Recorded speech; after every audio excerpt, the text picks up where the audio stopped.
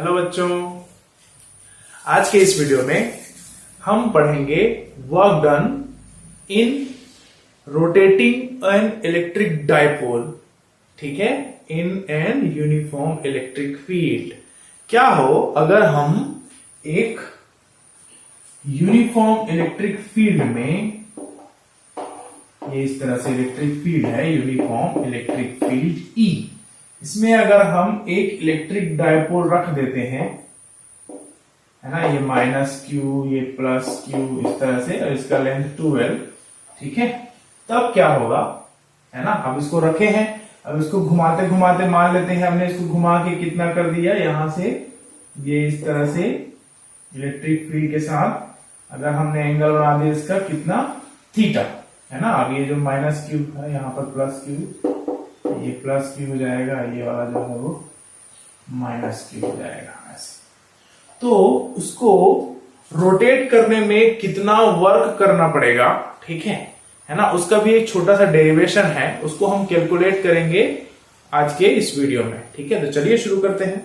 ठीक है, देखिए हमको पता है कि वर्क जो होता है, ठीक है, देखो इसको हम अगर स्मॉल अमाउंट में घुमाते हैं धीरे धीरे, है ना, ये इस तरह से रखा था, इसको इस तरह से घुमाते जाएंगे तो इसका मतलब ये है कि घूम रहा है ना, तो जाहिर सी बात है हमको फोर्स लगाना पड़ेगा, है ना। घुमाने के लिए कोई न कोई तो फोर्स लगाएगा ना भाई, ठीक है। अब जब इसके ऊपर फोर्स लग रहा है, इस तरह से ऐसे घुमाने के लिए फोर्स लग रहा है और वो घूम रहा है, तो मैंने आपको बताया था कि जब भी हम किसी ऑब्जेक्ट में फोर्स लगाते हैं और वो घूमना स्टार्ट हो जाता है, तो वहां पर फोर्स ना काम करके क्या काम करता है, टॉर्क करता है।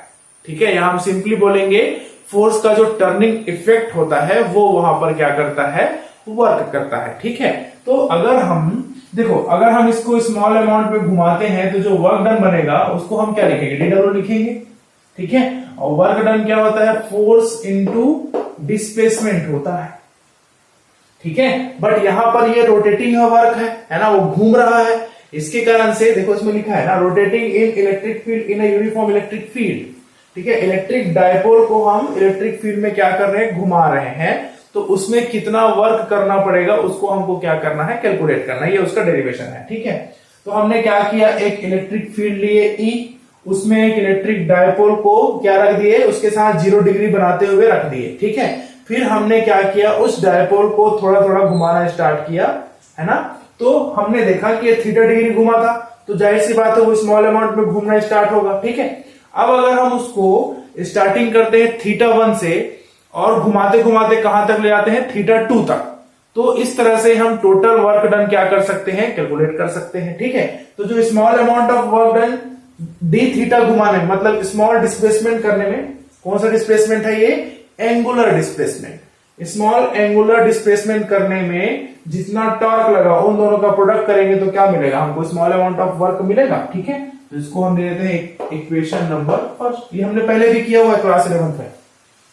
ठीक है, आपको ये समझना है कि पहले वो ऐसे था, अब उसको मैं धीरे धीरे करके क्या हो रहा हूं, घुमा रहा हूं, वो रोटेट हो रहा है धीरे धीरे। जाहिर सी बात है उसका जो एंगल है वो हर बार घूमते घूमते क्या होगा, चेंज होगा कि नहीं होगा। अब सोचो कि मैंने उसको इतना घुमाया, मैंने बोला कि एंगल जो है वो डी थीटा चेंज हुआ, तो उसको हम जब थीटा के फॉर्म में आता है तो हम उसको बोलते हैं एंगुलर डिस्प्लेसमेंट। ओके, और एंगुलर डिस्प्लेसमेंट इनटू टॉर्क करेंगे तब हमको मिलता है रोटेटिंग वर्क या फिर वर्क डन इन रोटेशन। ठीक है, रोटेशनल मोशन। ठीक है, तो ये देखो ये इस तरह से मिला। अब हमको क्या करना है, टोटल वर्क कैलकुलेट करना है, तो टोटल वर्क डन कहां से कहां करेंगे, बिटवीन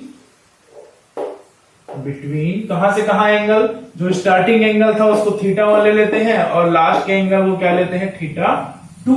ठीक है, तो यहां पर टोटल वर्क डन जब इसका इंटीग्रेशन करेंगे तो ये हो जाएगा। ठीक है, इसमें लेंगे थीटा 1 से लेके थीटा 2 तक, और ये टाउ और ये डी थीटा।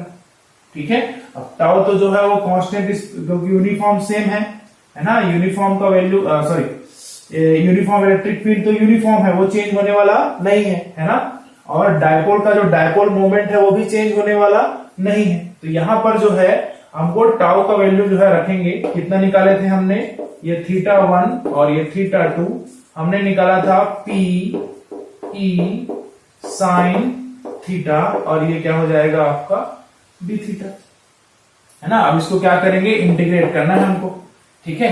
तो देखो अगर मैं इसको इंटीग्रेट करता हूं तो कितना आता है वर्क डन, ठीक है। तो यहां से पी ई जो है वो कांस्टेंट है, ये निकल जाएगा, तो ये थीटा 1 थीटा 2 साइन थीटा और ये हो जाएगा डी थीटा, ठीक है। अब यहां पर थोड़ा सा दिक्कत होता है बच्चों को कि उनको इंटीग्रेशन और डिफरेंशिएशन जो है प्रॉपर्ली समझ में नहीं आता है, ठीक है। तो उसके लिए फिर बताएं। अब देखो साइन थीटा का जो होता है वो होता है, साइन थीटा का इंटीग्रेशन होता है माइनस कॉस थीटा, है ना। और जो लिमिट्स है उसको लगाएंगे, ये लोअर लिमिट और ये अपर लिमिट जैसा।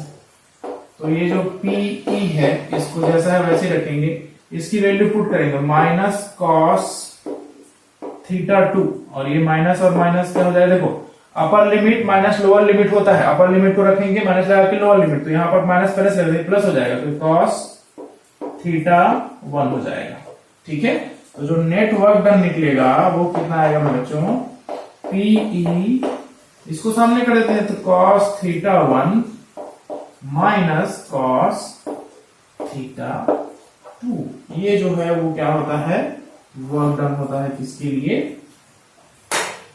है ना। किसके लिए होगा ये वर्क डन, जब हम एक इलेक्ट्रिक डायपोल को यूनिफॉर्म इलेक्ट्रिक फील्ड में रखते हैं और उसको धीरे धीरे घुमाना स्टार्ट करते हैं, तो एक पर्टिकुलर एंगल से दूसरे एंगल में जाने के लिए जितना अमाउंट ऑफ वर्क डन होता है उसका मैग्नीट्यूड होता है work done is equal to PE cos theta 1 minus cos theta, ठीक है। तो उसको नोट कर लीजिए। चलिए अब हम बात करेंगे potential energy of electric dipole in an uniform electric field, ठीक है। तो इसमें एक चीज समझना है आपको जिसको हम बोलते हैं स्टैंडर्ड पोजीशन, स्टैंडर्ड पोजीशन, ठीक है। स्टैंडर्ड पोजीशन मतलब ये होता है बच्चों कि अगर कोई इलेक्ट्रिक फील्ड कुछ इस तरह से है, कौन सा इलेक्ट्रिक फील्ड है, यूनिफॉर्म इलेक्ट्रिक फील्ड इस तरह से, ठीक है। और एक डायपोल है ये माइनस क्यू और ये प्लस क्यू, जिसको हम इस इलेक्ट्रिक फील्ड के रिस्पेक्ट में कैसे करते हैं, परपेंडिकुलरली यहां से यहां लाते हैं इस तरह से, ठीक है। इस तरह से हम क्या करेंगे, परपेंडिकुलरली यहां से यहां लाएंगे, तो जितना अमाउंट ऑफ वर्क इस पॉजिटिव चार्ज को करना पड़ेगा इस इलेक्ट्रिक फील्ड में लाने के लिए, उतना ही सेम अमाउंट ऑफ वर्क इस नेगेटिव चार्ज को भी क्या करना पड़ता है, यहां पर लाने में करना पड़ता है, ठीक है। तो स्टैंडर्ड पोजीशन का मतलब है जहां पर क्या बोलेंगे, the position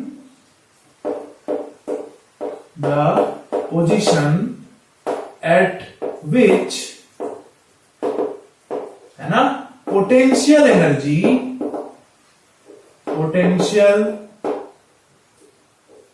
energy of dipole becomes 0,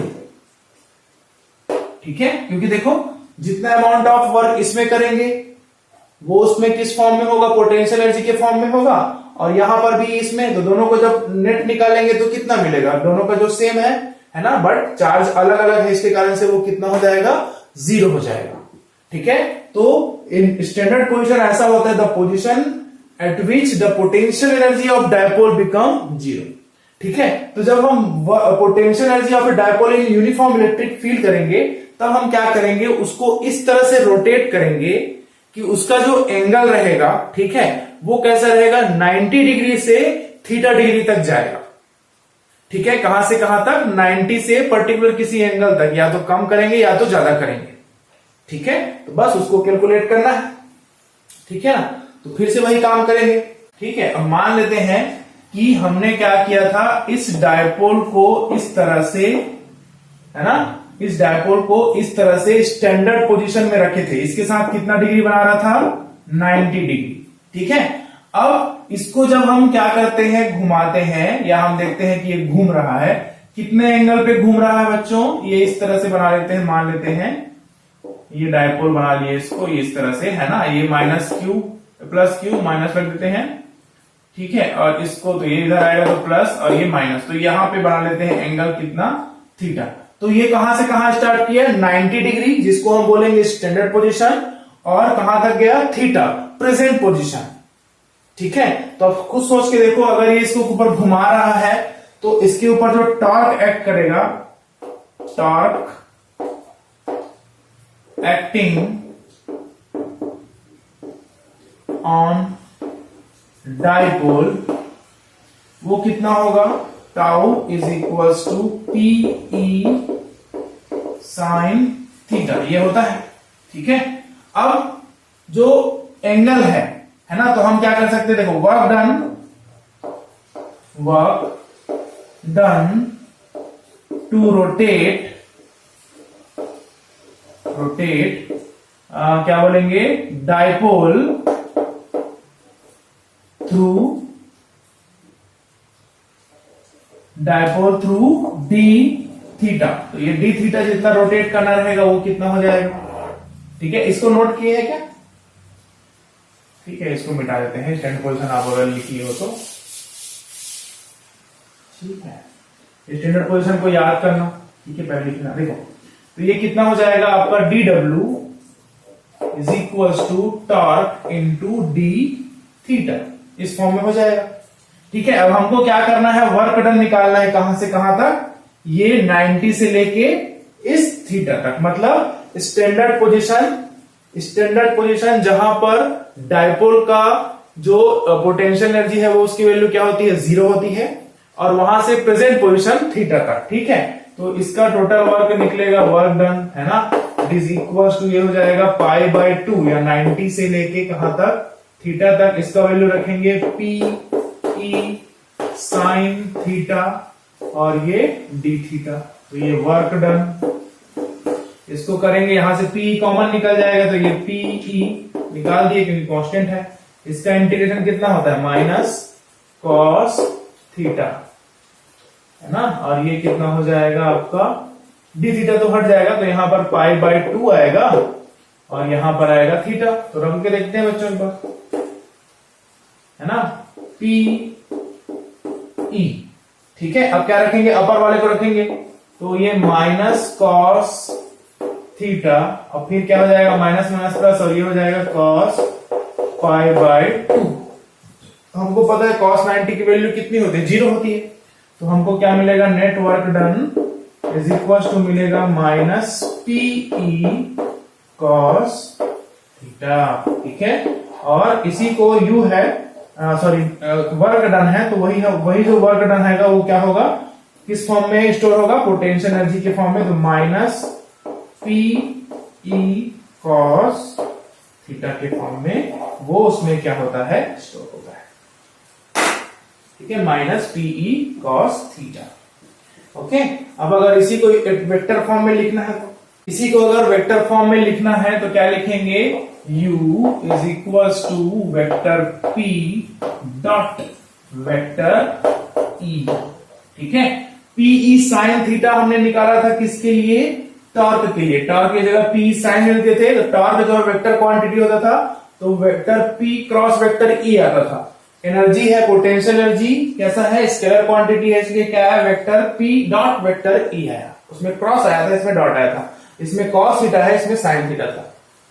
ठीक है, ये इस तरह से हमको क्या मिल जाएगा, हमारा पोटेंशियल एनर्जी मिल जाएगा, कहां से कहां रोटेट करने में, स्टैंडर्ड पोजीशन से किसी पर्टिकुलर एंगल में रोटेट करने में। ठीक है, अब थोड़ा कंडीशन लगा के देखते हैं कि कहां कहां पे इसका वैल्यू मैक्सिमम होगा।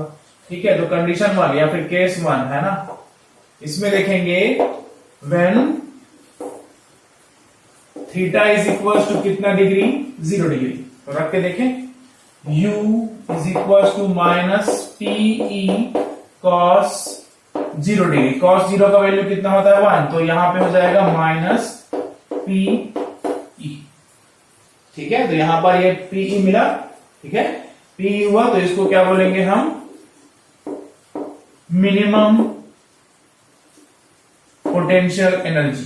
कब, जब वो जो थीटा है ना, कहां तक घुमा दे उसको, पूरा स्टैंडर्ड पोजीशन से पूरा उसके पैरेलल ला दे, मतलब ये इलेक्ट्रिक फील्ड, मान लेते हैं, इमेजिन कीजिए इधर से इलेक्ट्रिक फील्ड लाइन आ रही है, हमने उसको कैसे प्लेस किया था इनिशियली, ऐसा स्टैंडर्ड पोजीशन पे।